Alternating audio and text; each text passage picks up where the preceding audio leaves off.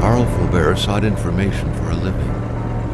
That is to say that ever since he returned from Korea, after having served with the armed forces, he had been working as a private investigator in Montreal.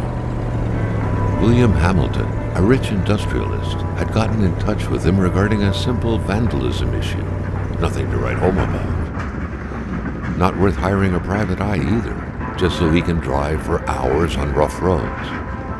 But that's how it had always been. The client pays, Carl gets it done.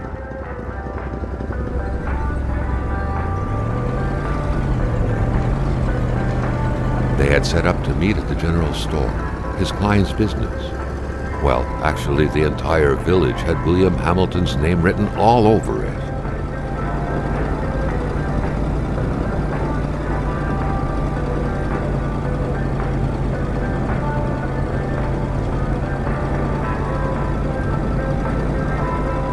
When the roads were bad, muddy, or snowed in, it was customary around these parts to close them off.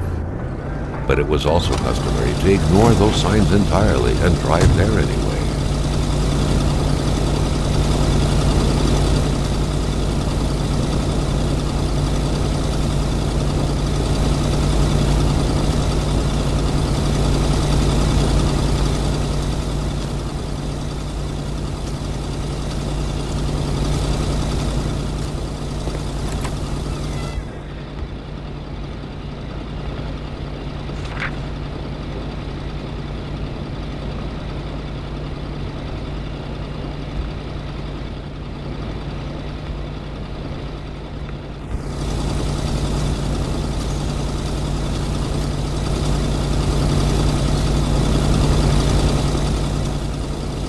Carl was meeting his client in a store near this area. He was on the right track. Hamilton never mentioned a road-blocking barrier. Why was it needed here in the back of Beyond? That would, however, be a mystery for another day. Carl had waited long enough for someone to come and raise it.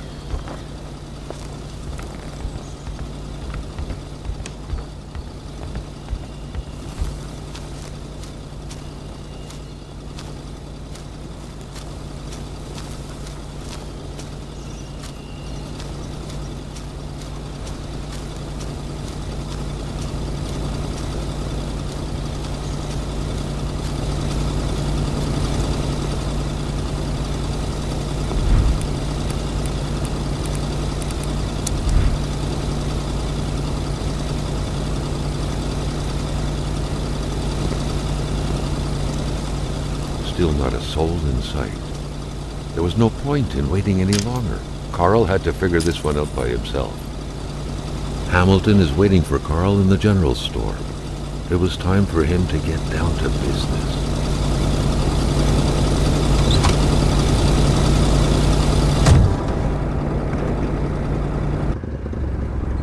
William Hamilton enjoyed a lavish country house built in the very heart of the northern forests, not too far from here. The local populace was divided when it came to the affluent man. Some saw a wealthy philanthropist dedicated to improving the region's economy. Others an aging Englishman who would do anything to further his fortunes. And those ones hated him enough to go on about scheming against him. Hamilton had recently acquired a few local businesses, but the last straw was the reopening of a mine. which gave rise to a wave of protests and threats from the Cree people. Given these circumstances, Carl reckoned that a good number of people must be feeling compelled to oppose Hamilton in one way or another. So far, only the industrialist's house had been a target, but soon enough, Carl thought, the target would become the man himself.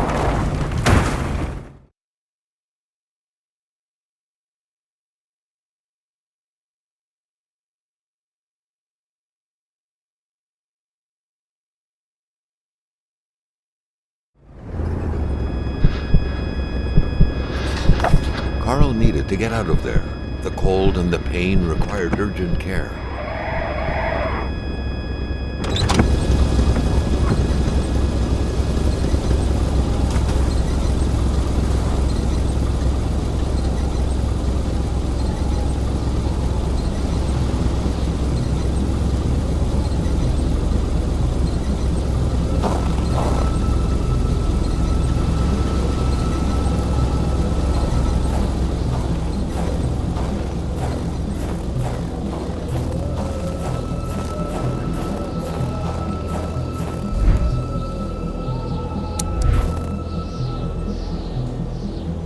It was so cold. Already Carl did not feel his toes anymore. This deep in the country, his last hope was to find an abandoned garage or a farm by the roadside. His life depended on it.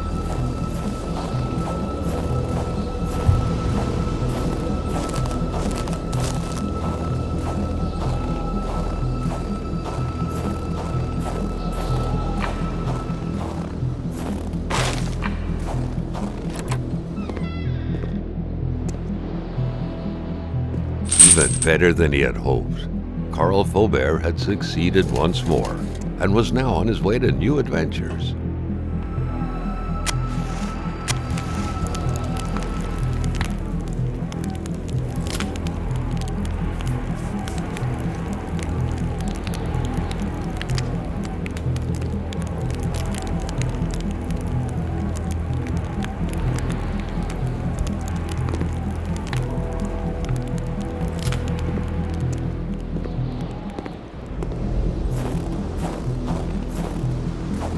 A fire can't be started with a snap of the fingers.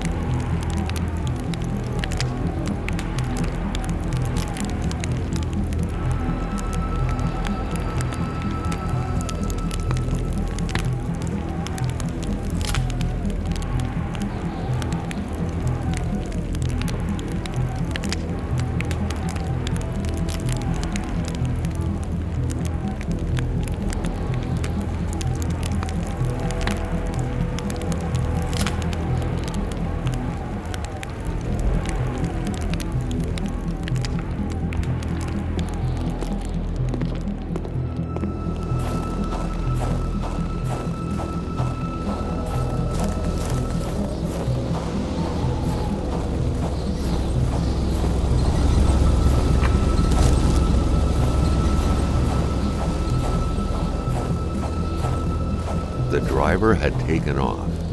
It was still best to check it out and leave nothing to chance. Carl needed help. It was a small, locked box engraved with the letters W.H. Carl thought about taking it. Nothing was to be left to chance.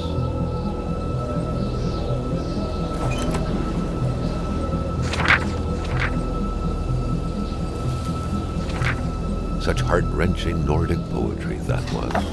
But Carl didn't care much about flowery language.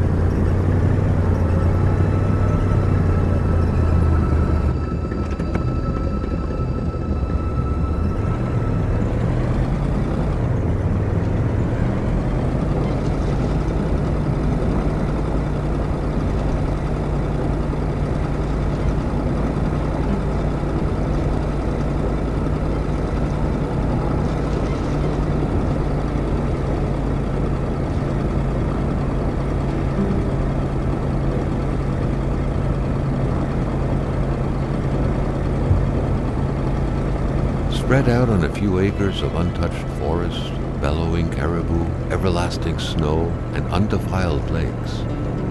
The Manistan region was no tourist hub. It was said to have been populated for millennia by Cree people, and ever since the industrial era, by the metal mining industry.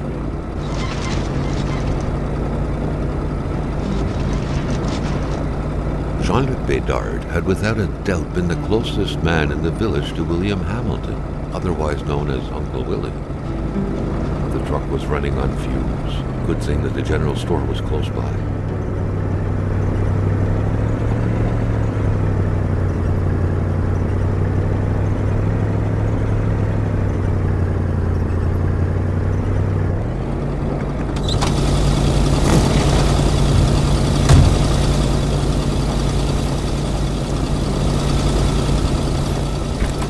The milkman had to drive by every week to fill the bottles. The fresh milk indicated a recent visit. Something fell to the bottom of the box.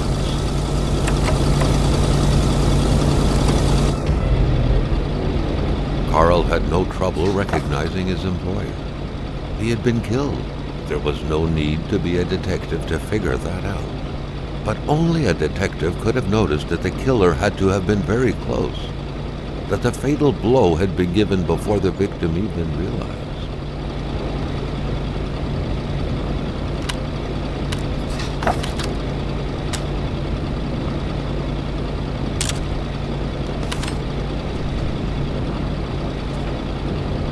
Carl felt a chill down his spine and had a terrifying realization. If Hamilton was dead, then who was going to pay him? What could be inside that envelope? Carl was taken aback. He knew this address. It was said to be the address of the P.O. box for the Canadian Secret Service.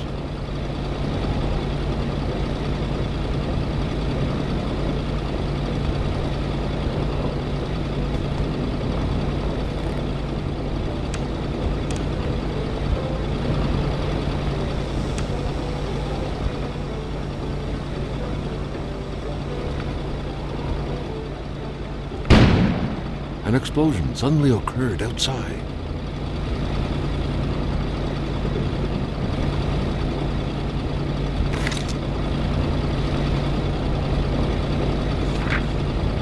Carl knew that Gilles Lachance was in charge of the general store. That made him one of Hamilton's employees. A very angry employee, as Carl could plainly see.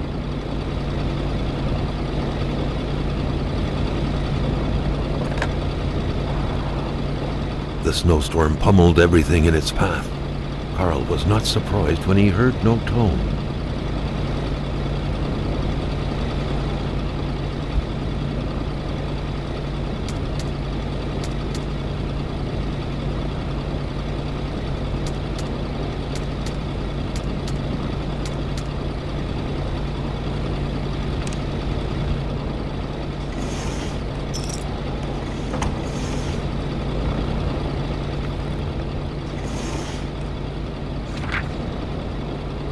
According to that log, it seemed like the whole village owed some money to the general store. Carl was far more interested in the bunch of nearby addresses he had just gotten his hands on, though.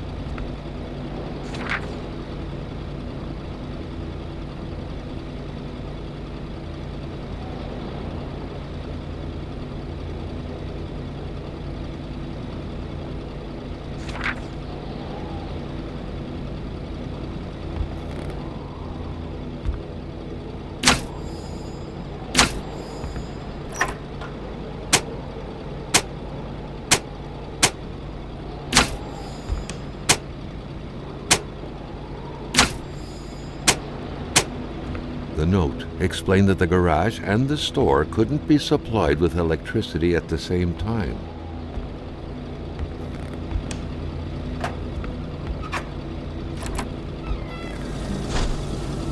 Maintaining his composure, Carl recalled something from his military training.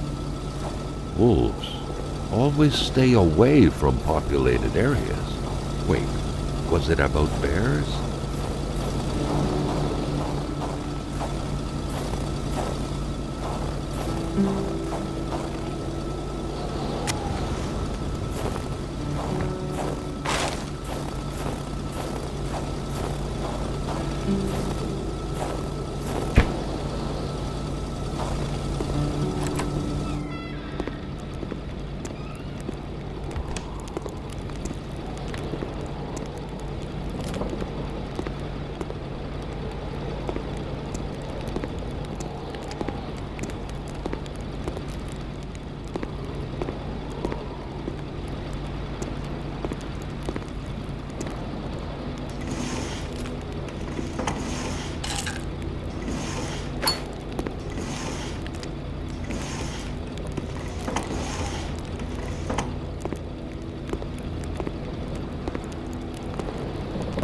Staring intently at the controls won't be enough to make that lift budge.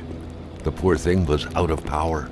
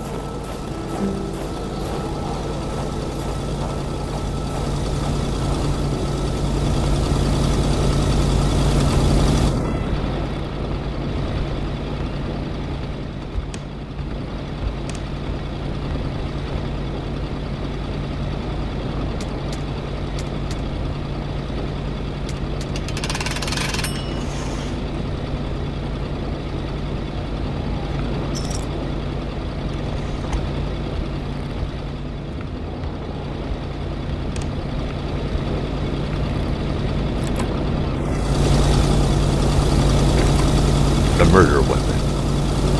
What was that doing there, Carl wondered. Hamilton must have been determined to keep some information secret to post this key. Shame he got unlucky. Everything made sense now. Poor Hamilton's denunciation was interrupted, and he figured it would be best to lock everything up and send the key to his correspondent, who would receive the box later on. Clever, but not enough. That's what happens to ordinary people playing spy. The Polaroid, Carl's long-standing and faithful ally, has seen a share of husbands caught red-handed cheating. There's always something out there waiting to be snapped away.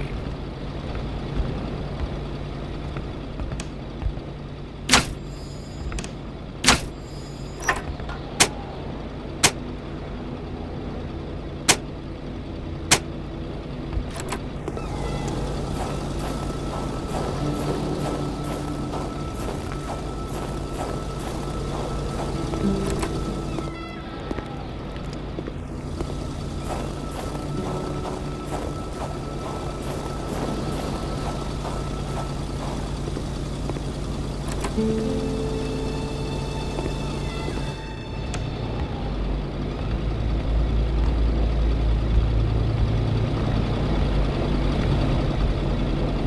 radiator without power is as good as a wood stove without logs.